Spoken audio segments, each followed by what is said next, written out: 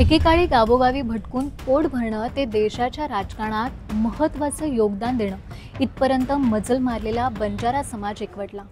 हा समाज आज आरक्षणाच्या मागणीसाठी रस्त्यावर उतरलाय। पण या समाजाला आज मोठं करण्याचं काम ज्यांनी केलं ते होते सेवालाल महाराज।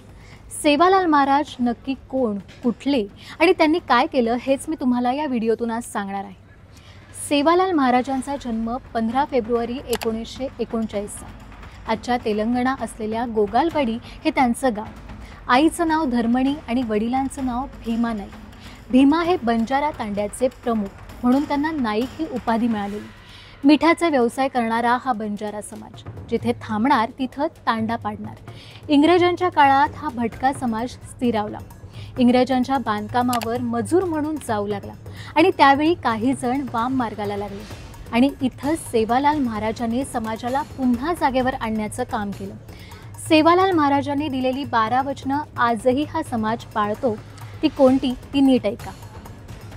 जंगल आणि पर्यावरणाचं रक्षण करा। कुणाशीही कुठल्याही प्रकारचा भेदभाव करू नका। चोरी करू नका। खोटं बोलू नका। दुसऱ्याची निंदा करू नका। कुणाला दुखावू नका। आत्मसन्मानाने जगा। पाण्याचे संवर्धन करा। पाणी कधीही विकू नका। दारूचं सेवन अजिबात करू नका। शिक्षण घ्या। अनैतिक संबंध ठेवू नका।